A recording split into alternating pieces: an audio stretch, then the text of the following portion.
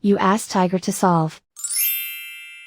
This deals with linear equations with one unknown. The final result is x equals negative 83 over 101. Let's solve it step by step. Simplify the expression. Simplify the arithmetic. Group all constants on the right side of the equation. Subtract 83 from both sides. Simplify the arithmetic.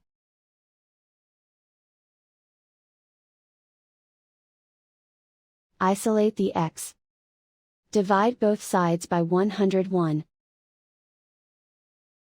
Simplify the fraction. And so the final result is x equals negative 83 over 101.